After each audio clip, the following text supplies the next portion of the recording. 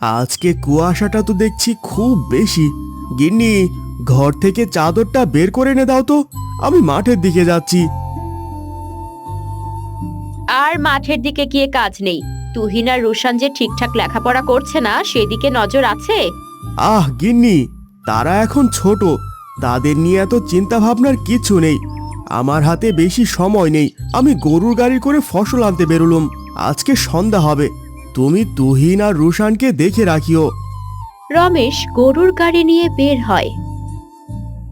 ঈশ্বর, মানুষটিকে তুমি দেখে রেখো।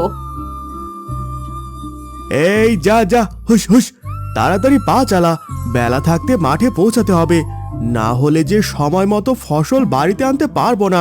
হুস হুস হুস, যা যা যা। হে ঈশ্বর, ছেলে দুটাকে মানুষের মতো মানুষ করো, ছেলে দুইটাকে নিয়ে যত চিন্তা আমার।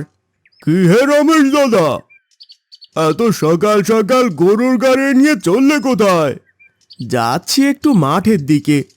তা ভালো, বেশ বেশ, আমাকে একটু বাজারের দিকে যেতে হবে। আজকে আসি, আর একদিন জমিয়ে গল্প করা যাবে। তা যা বলেছ। এই যা যা, হুস হুস, তাড়াতাড়ি পা চালা।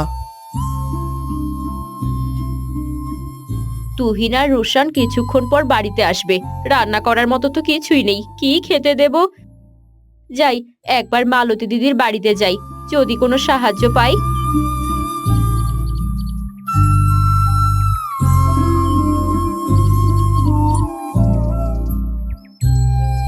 প্রতিদিন মাছ মাংস ডিম খেয়ে খেয়ে মুখে অরুচি ধরে গেল। আজকে নতুন কিছু খেতে হবে। কার্তিককে কবে বাজারে পাঠিয়েছি, আসার নাম নিশানা নেই। আজকে আসুক বাড়িতে, ছোট লোকেদের মাথায় তুললে যা হয়। ওই তো নবাবজাদা আসছে। আমি চলে এসেছি দিদি। তা তো দেখতেই পাচ্ছি, এসে আমাকে উদ্ধার করেছ আর কি, যত সব আপদ। রান্নার কাজ শুরু করো। এখনই আমি সবকিছু তৈরি করতেছি, আপনি কোনো চিন্তা করবেন না দিদি। হ্যাঁ, যা যা। তিথি আবার আমার বাড়ির দিকে আসছে কেন? হ্যাঁ দিদি, আমাকে একটু সহযোগিতা করতে পারবেন? ও আচ্ছা, কার্তিকের হাতে ব্যাগের থলি দেখে পিছু পিছু চলে আসছো। তোদের মতো ছোট লোকদের মুখ দেখাও পাপ। নিশ্চয়ই মাছ ডিম অথবা টাকা নিতে আসছো। ঘরে কোনো আনাজপাতি নেই। তুহিন আর রুশান পাঠশালায় গেছে। তাদের মুখের দিকে তাকিয়ে কিছু সাহায্য করেন। কথা শুনলে গা জ্বলে যায়। কথা কি কানে যায় না? আমি কি সরাইখানা খুলে বসেছি, যখন আসবি তখনই পাবি? ছেলেদের পাঠশালাতে না পাঠিয়ে কারো বাড়িতে কাজে রাখলেই তো পারিস। যত সব, যা আমার চোখের সামনে থেকে দূর হ।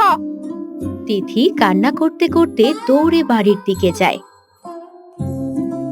হায় ঈশ্বর, মালতী দিদির মনে তো একটু দয়াময় নেই। পেটের দায়ে আজ গোলামি করতে হচ্ছে।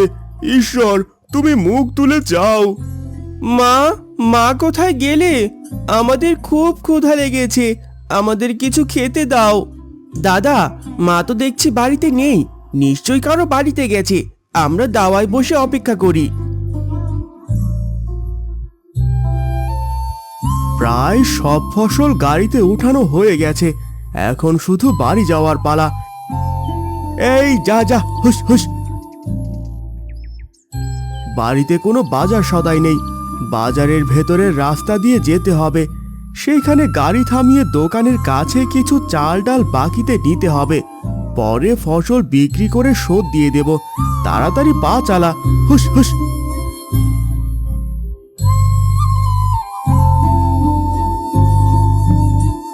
এই নিয়ে যাও, নিয়ে যাও, ভালো ভালো মাছ আছে, তাড়াতাড়ি এসো, একেবারে জলের দামে।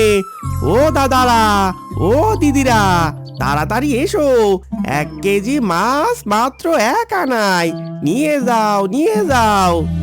প্রায় অনেকটা পথ চলে এসেছি, বাজার করে বাড়িতে যাব।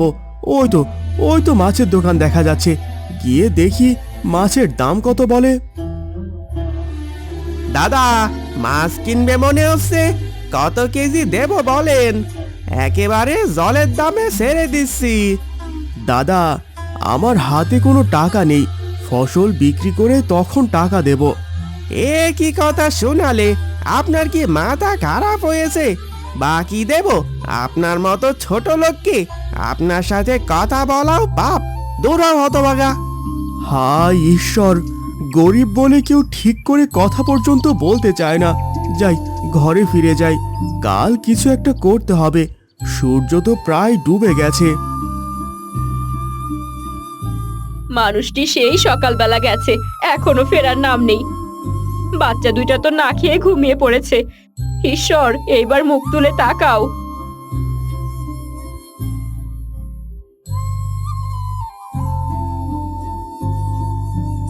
তিথি, তিথি, দরজা খোলো, আমি এসেছি। কি গো, এত দেরি হলো কেন? বাচ্চা দুইটা যে না খেয়ে ঘুমিয়ে পড়েছে। আজকেও কিছু জোগাড় করতে পারলাম না গিন্নি।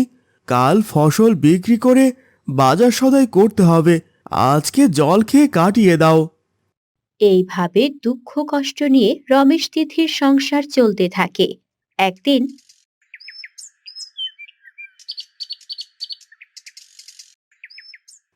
গিন্নি, আমারও তো বয়স হচ্ছে, একাই আর পারি না।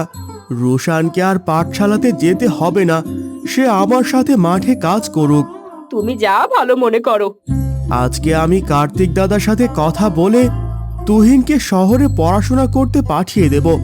রোশান আমার সাথে মাঠে কাজ করবে। শুনেছি শহরে পড়াতে অনেক টাকা পয়সা লাগে, এত টাকা কোথা থেকে জোগাড় হবে? চাষাবাদের জমি বন্ধক রেখে টাকা নিতে হবে। তাহলে আমাদের চলবে কি করে? সে ঠিক কোনো রকমে চলে যাবে, তুমি কিছু চিন্তা করো না। আমি মালতী দিদির বাড়ি থেকে ঘুরে আসতেছি, দেখি কি করতে পারি।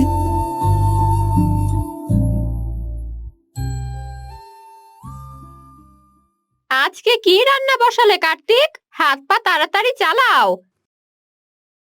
এই তো দিদি, হয়ে আসতেছে, আর কিছুক্ষণ অপেক্ষা করুন। সেই তখন থেকে এক কথা বলেই চলেছ, এইবার দেখছি নতুন রাঁধুনির ব্যবস্থা করতে হবে। এত মানুষ মরে, এই মরতে পারে না? ফিসির ফিসির করে কি বললে শুনি? সে কিছু না দিদি।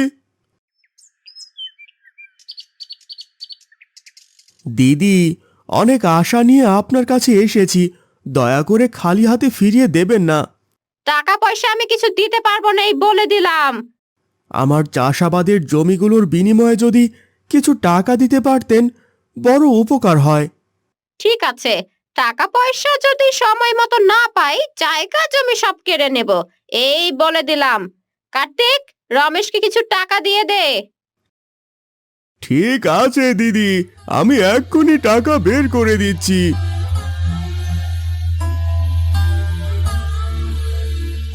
রমেশ মালতীর কাছ থেকে টাকা নিয়ে তুহিনকে লেখাপড়া করানোর জন্য শহরে পাঠায়, আর গায়ে থেকে যায় রুশান। এইভাবে দেখতে দেখতে দিন কাটে, রাত পেরিয়ে মাস কেটে বছর পার হতে থাকে।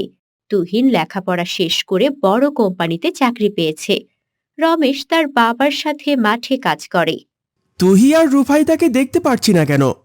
তাদের পরীক্ষা শেষ হয়েছে, হয়তো ঘরে টেলিভিশন দেখছে। অনেকদিন হলো গ্রামে যাওয়া হয় না, একবার আমার সাথে যাবে নাকি? না, আমার গ্রাম মোটেই ভালো লাগে না। তোমার ইচ্ছে হয়েছে, তুমি যাও। আমার কি ভালো লাগে? না গেলে মানুষজন কি বলবে? কিছুদিন আগে মা মারা গেল, অফিসের কাজের অজুহাত দিয়ে তখন আর যাইনি। এখন বাচ্চাগুলো বায়না ধরেছে, করার তো কিছুই নেই। বাবা, আমি সেই কবে নানু বাড়ি গিয়েছিলাম, নানুর হাতে কত রকমের পিঠে খেয়েছিলাম। হ্যাঁ, আমার মনে পড়েছে, শীতের সময় গিয়েছিলাম, মাঠে ক্রিকেট খেলেছিলাম। এখন তো আমাদের পরীক্ষা শেষ, কোনো পড়াশোনা নেই। চলো না বাবা, কালকে নানু বাড়িতে যাই। ঠিক আছে ঠিক আছে, কালকে ভোরে বের হব। বাবা রুশান, কই গেলি রে? আমার শরীরটা তেমন ভালো নেই, আমি মনে হয় আর বেশি দিন বাঁচবো না। তুহিনকে খুব দেখার ইচ্ছে হচ্ছে। ঠিক আছে বাবা, আমি কাল ভোর থাকতে শহরের উদ্দেশ্যে বেরিয়ে যাব। তুমি কোনো চিন্তা করো না, তোমার কিচ্ছু হবে না। তোর মা তুহিনকে দেখে যেতে পারলো না, কত চিঠিপত্র পাঠানো হলো, ছেলেটা আর ঘরে ফিরে এলো না।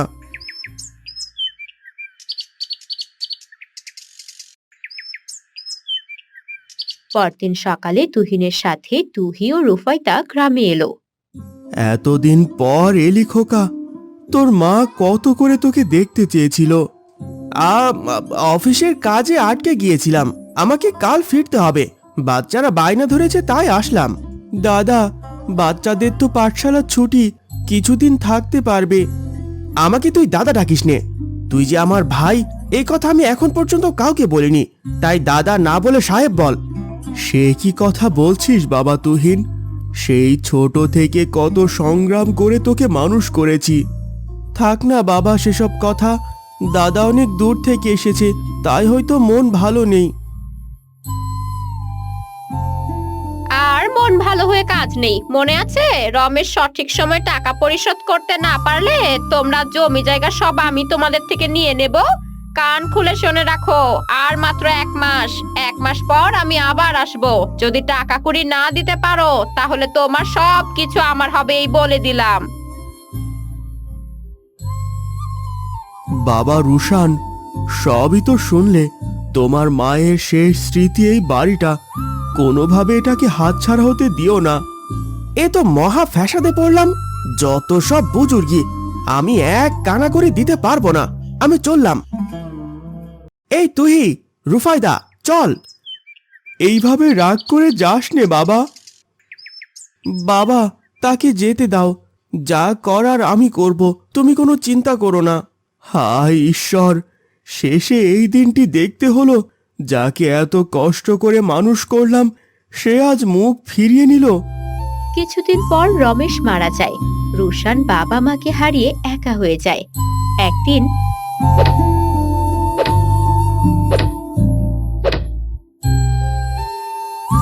রুশান, তুমি তো সেই সকাল থেকে কঠিন পরিশ্রম করে চলেছ। বাবা মার শেষ স্মৃতি এই বাড়িটা, আমি হাতছাড়া হতে দেব না। তার দরকার নেই। দরকার নেই মানে? মালতী দিদি মারা গেছে অসুখে। দেখতে দেখতে একে একে সকলে মারা যাচ্ছে। আমার ভাগ্য আমাকে পরিশ্রমের মাধ্যমে ফিরাতে হবে, বসে থাকলে চলবে না। দিন রাত কঠোর পরিশ্রমের মাধ্যমে রুশান তার ভাগ্য পরিবর্তন করে। তার নাম ডাক খ্যাতি ছড়িয়ে পড়ে। হায় হায় হায়, এ কি সর্বনাশ হলো আমার। আমার যে চাকরি বাড়ি সব গেল। মহামারীর জন্য একের পর এক কোম্পানি বন্ধ হয়ে গেল। স্ত্রী সন্তান নিয়ে এখন না খেয়ে মরতে হবে। হায় ঈশ্বর, এটাই কি আমার পাপের শাস্তি? দিনের পর দিন অনাহারে থাকার পর ক্ষুধার জ্বালা সহ্য করতে না পেরে স্ত্রী সন্তান নিয়ে গ্রামের নিজ বাড়িতে তুহিন ফিরে আসে। আমাকে ক্ষমা কর ভাই, ক্ষমা কর। অহংকারে আমি অন্ধ হয়ে গিয়েছিলাম। যে বাবা মা এত কষ্ট করে মানুষ করলো তাদের সাথে কত না দুর্ব্যবহার করেছি। আজকে আমি আমার ভুল বুঝতে পেরেছি। আজকে আমি নিঃস্ব। হে ঈশ্বর, আমাকে তুমি ক্ষমা করো। তুমি তোমার ভুল বুঝতে পেরেছ, এতে আমি খুশি। সেই ছোটবেলা যেমন আমরা একসাথে পাঠশালাতে গিয়েছিলাম, ঠিক তেমন ভাবে আমরা আবার একসাথে জীবন যুদ্ধে নামবো।